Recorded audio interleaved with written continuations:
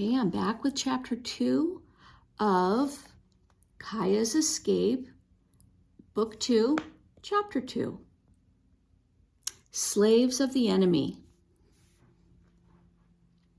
The raiders moved the herd eastward over the Buffalo Trail as quickly as they could. As they rode, Kaya caught glimpses of the Laksa River in the valley, but the trail stayed on the top of the ridge.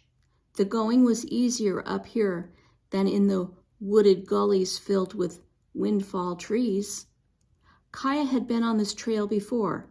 It was an old pathway made long before Nimipu had horses. In some places, it was split and braided together again where travelers had walked around fallen trees or boulders. In other places, it was only a narrow ledge hugging a cliff. Kaya watched the horses carefully when they came to the dangerous ledges. Surely the raiders were pushing them too fast along this bad part of the trail. A horse that lost its footing would fall down the rocky slope and perhaps be killed. The gentle old pack horse that belonged to Kutsa often stumbled in fatigue. Kaya kept her eye on the old horse, hoping he could keep up, but on a curving ledge, he slipped on the loose rocks. Kaya held back a cry as the old horse tumbled down the bluff in a shower of stones and lay still at the bottom. Wouldn't the raiders slow the other horses now? But no, they only pushed them faster. Kaya kept her gaze on Steps High and prayed that her horse would keep her footing. Be strong, she urged Steps High and herself. Where were the enemies taking them? Each night at last light, they camped in open glades where the horses could graze. A raider back-scouted the trail to see if they were followed. Kaya hoped that Tota and the other men were coming behind and would overpower the raiders. She thought that young men from Buffalo Country were no match for Nimipu men. But when the scout returned and the raiders continued on without rushing, Kaya knew no one was behind them. At the highest point on the pass, Kaya gazed back at the mountains that loomed between her and her home country. Her courage sank low. She told herself that Hunyawat had made the sky above her and the earth beneath her. I am in his home, no matter where I go, she thought. Still, fear was a bitter taste in her mouth as they moved farther from her people. Each night the raiders tied Kaya's legs to speaking reins. At first light, the raiders untied them and sent Kaya to gather heavy loads of wood for fire. They fed Kaya and Speaking Rein only the scraps from their meals. Kaya felt like a starving dog that sometimes appeared at camp out of nowhere, cringing and groveling for a bite of food. She vowed that if she ever got back to her people again, she would never chase off those desperate, sad-eyed dogs. When they passed some hot springs where steaming water spouted from the rocks, the trail ran down the east side of the mountains. In another day, they'd reach the broad river valley below. Kaya remembered passing this way with her family when they went to hunt buffalo on the plains beyond. Then this country had seemed full of promise and adventure. Now it seemed strange and menacing. A wide, swift river flowed north down the valley. If the raiders crossed the river, they'd be well on their way to their home country. How would she and her sister get home from so far away? In this valley, the raiders moved the horses at night to avoid being seen. Shortly after first light, they came to a small buffalo hunting camp of their people, hidden in a valley. The hide-covered teepees were decorated with animals and birds painted in brilliant colors, so different from the brown tool mat teepees of Kaya's people. As the raiders approached the camp, the hunters and the women gathered to greet them. The raiders rode proudly through the camp, displaying the horses and the girls they'd stolen. Though Kaya wouldn't let her feelings show, she was sick to see the raiders praised and honored. She winced when the men looked over the horses and stroked the ones they'd liked best. Steps High was among them. How she hated to have enemy hands on her horse. All the men and women in the camp were pleased and smiling, except one dirty boy with a sullen face who stared grimly at Kaya. It came to her that the angry-looking boy was a slave too, and that soon she and Speaking Rain would look as tired and bitter as he. Kaya stared at her feet when the women came to inspect her and Speaking Rain.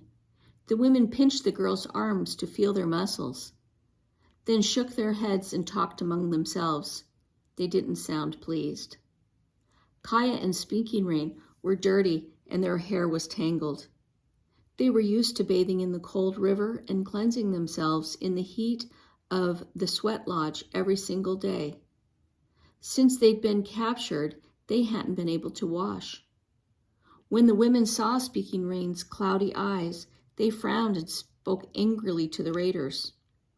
Were they saying that a blind slave was nothing more than another belly to feed? Would they decide that Speaking Rain was no use to them and abandon her here, so far from Salmon River country? But one raider took Speaking Rain's hand and led her to a young mother with a baby. He said something that caused the mother to look more kindly at Speaking Rain. Kaya guessed he'd told the mother that the blind girl wasn't entirely useless, that she could sing lullabies and would help tend the baby while the mother worked. Kaya hoped they'd soon realize that a skilled cord maker and weaver Speaking Rain was too. One of the older women with gray hair and a lined face led Kaya to her teepee. Bold designs of otters were painted on the teepee in bright yellow and red. Kaya thought of the old woman as Otter Woman. She sat Kaya down and gave her buffalo meat to eat. When Kaya had eaten, the woman took Kaya to where the other women were cleaning hides.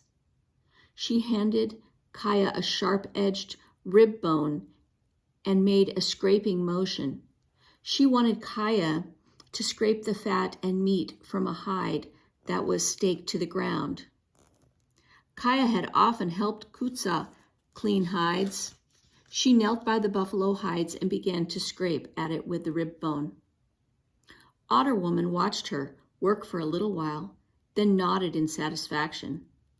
Kaya scraped even harder until her shoulders ached and her arms were sore. She vowed to work twice as hard in order to make up for Speaking Rain. Somehow she must protect her sister. When night came, Otter Woman led Kaya and Speaking Rain into her teepee. She spread hides for them beside her sleeping place and motioned for them to lie down. Taking a thick rawhide thong, she tied it around Kaya's ankle and then around her own. She made the knot tight so Kaya couldn't untie the thong and run away. She didn't bother to tie up Speaking Rain. A blind girl wouldn't try to escape. Speaking Rain pressed against Kaya's side. "Be strong," Kaya whispered to her. Otter Woman gave her a sharp pinch that meant, "Hush, go to sleep." Kaya clenched her teeth and vowed she would not cry, not even in the dark. But how could she sleep when her heart was aching so badly? She and Speaking Rain were slaves. They might never see their people again. At first light, Kaya was sent to gather firewood. She watched the hunters ride away from camp to hunt buffalo in the valley. Later in the day, when the men returned with the buffalo they had killed, they gave the meat and hides to the women. Otter Woman set Kaya to work and led Speaking Rain to sing to the baby. All day the women worked, cutting up the meat and hanging the strips on poles to dry.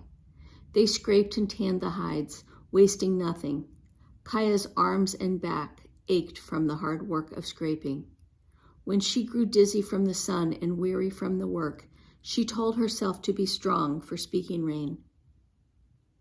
Black and white magpies swooped over the drying meat, stealing bits for themselves. Magpie, Kaya's nickname. She had tried to be more responsible, but then she disobeyed Itza's orders to run for safety in the woods. That mistake had put her and Speaking Rain into captivity. Maybe I deserve that nickname after all, Kaya thought miserably. She picked up a magpie feather and put it in the bag of her belt, a reminder that she must think of others before herself. From where Kaya worked, she often caught glimpses of Steps High, gazing with the other horses. If only she could get her horse to touch her, stroke her. Kaya watched for a chance to approach the herd, but the boys who tended the horses never seemed to leave them. One evening when the sun blazed on the horizon, Kaya saw a horse move away from the herd and come nearer to camp. The horse was Steps High. The herders didn't seem to notice the lone horse, or maybe the sun blinded them when they looked her way. Kaya ran behind the teepees and into the sagebrush beyond the camp. She stopped there and whistled softly. Her horse raised her head and came closer. Before Kaya could reach her horse, a man strode up beside her, a rawhide rope in his hand. Angrily, he struck Kaya's legs with the rope and gestured for her to get back to camp. As she turned to go, she saw him put the rope bridle on Steps High lower jaw. Confidently, he leaped up on Steps High back and rode away from the camp. Kaya watched her beautiful horse galloping swiftly across the plain. If only I could jump on your back and race away from here, she thought. The man kicked Steps High until she was running flat out. Her shadow flew at her heels. Then she began to buck. The man whipped her with his quirt and sawed at the rope bridle in her mouth. He dragged the horse's head around and rode her in a circle. When he managed to subdue her, he rode her back toward camp and whipped her harder. Blood stained the lather on her neck and shoulders. Kaya wanted to cry out, "Stop!" but she could do nothing to protect her horse. She was a slave. When Kaya was sent into the thickets to gather firewood, she sometimes took Speaking Rain along to help carry back the heavy bundles. The slave boy was sent for wood too. Kaya thought he was about her age, but she wanted to know more about him. But when she came closer, he frowned and turned away. Kaya knew he must be ashamed to be doing the work of women. Kaya didn't follow him. These times were her only chance to talk freely with Speaking Rain. "The hunt will soon be over," Kaya said one morning. "They have almost as much dried meat as the pack horses can carry." "Ahe," Speaking Rain sighed. "It's getting colder too. Soon they'll start back to their country. If only we could escape before they take us farther away," Kaya said. "Ahe," Speaking Rain agreed. "But how can we?" Kaya asked. "We'd have to go when it's dark, and at night I'm tied to Otter Woman." "Could you cut the thong?" Speaking Rain asked. "The knife is in her pack, but I can't reach it," Kaya said. "But I'm not tied up," Speaking Rain said. "I'll find the knife and give it to you." "Ahe," Kaya thought for a moment as she wound the thong around the armful of dry branches that Speaking Rain held. Speaking Rain was quiet too. "Even if you cut yourself free, I'd never keep up with you on the run," she said slowly. "You'll have to go without me." Kaya winced at the thought. "I'd never do that," she said. She'd gotten her sister into this, and she couldn't leave her alone, leave her here as a slave. "You have to leave me," Speaking Rain's voice was firm. "You must escape so that you can bring the others back to get me." Kaya pressed her fingers to Speaking Rain's lips. Don't say that. How could I go without you? Because it's our only hope, Speaking Rain said. Kaya lifted a bundle of wood onto Speaking Rain's back and took the second bundle into her own. But even if I escape, could I get to Salmon River country before snow falls? She asked. Speaking Rain was quiet for a moment, thinking. Could you take your horse? She said. You'd travel much faster on Steps High. They're sure to see me if I try that, Kaya said. I'd have to slip away on foot. But if I go on foot, her head was spinning. I don't know what to do. Help me. Think, Speaking Rain said. If Katsa were captured, what would she do? Kaya blinked. She knew the answer to that. Katsa would try to escape. Ahe, Speaking Rain said. You must start start hiding some of our food for your journey. As they trudged back to camp, Kaya's mind raced with questions. How can I leave my sister behind? And what will happen to Steps High? Then a more terrifying thought came to Kaya. What if I escape, but I'm captured again? What would the enemies from Buffalo Country do to me then? When Kaya came back to the camp from scraping hides that day, she saw the skinny slave boy tending a fire. There were burrs caught in his hair, and his only clothing was a ragged breechcloth and worn moccasins. As she came near him, he motioned for her to stop. He glanced around. Then with his hands, he threw her the words, Do you speak sign language? Kaya had learned how people talked with gestures when they couldn't speak each other's language. She answered with her hands. I speak sign language. What tribe are you? He signed. She pointed to herself, then swept her hands from her ear down across her chin. I am Nimipu, her hands said. What tribe are you? I am Salish, he signed. Then he ducked his head because others came near. Kaya went to the otter teepee, but her thoughts were on the boy. Her people had many friends among the Salish. Nimipu often fished and traded with the Salish. Some had even married Salish men and women. Perhaps she and this boy could find a way to help each other. The next time she had a chance, she picked up some sticks and took them to where the boy was building a fire. Placing the sticks by his feet, she crouched beside him. Would he frown and turn away again? Instead, he met her gaze.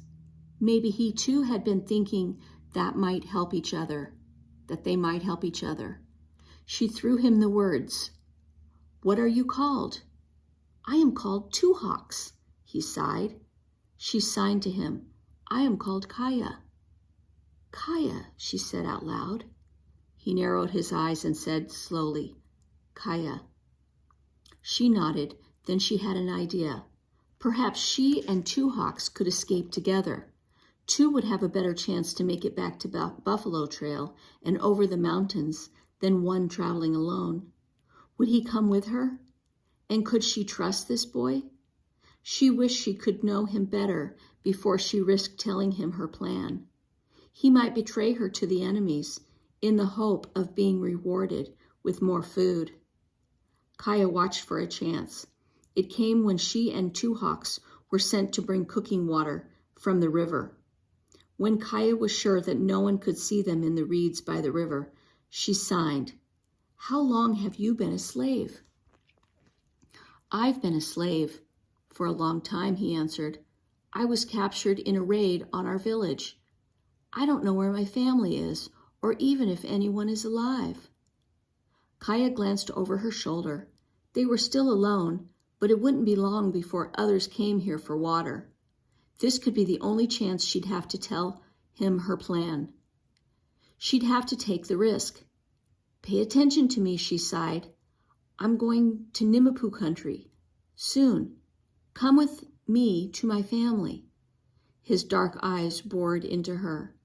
Then he threw her the words, "I want to go to Nimampu country with you."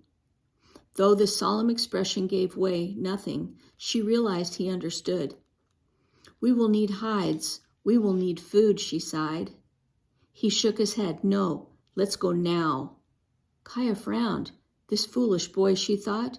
If he acted recklessly, he'd put them both in danger. Didn't he know they'd have to wait for a dark night when they couldn't be seen? Didn't he realize they must plan ahead if they were to make it back safely? "Be patient," she sighed. "I'll give you a signal." "Now," he repeated. Then he pointed to the horse herd, not far downstream. Kaya looked. Men were separating a few horses from the herd. Other men were tying bundles of buffalo hides onto the backs of the horses. She saw that Steps High was one of the horses carrying loads of hides. "What are they doing with those horses?" she sighed. I understand their words a little," he sighed. "They're going to trade those horses and hides to another hunting party.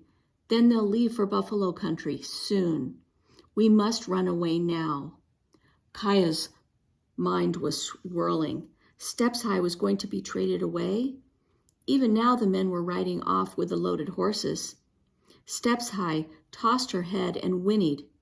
She trailed behind the others as if she knew she was being taken away from Kaya. Grief was a knife in Kaya's chest as she watched her beloved horse disappear over the rise. Two Hawks was right.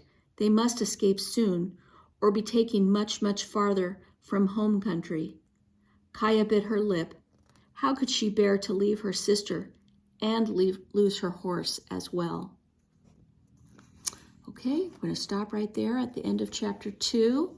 Next time, we will read chapter 3, Escape.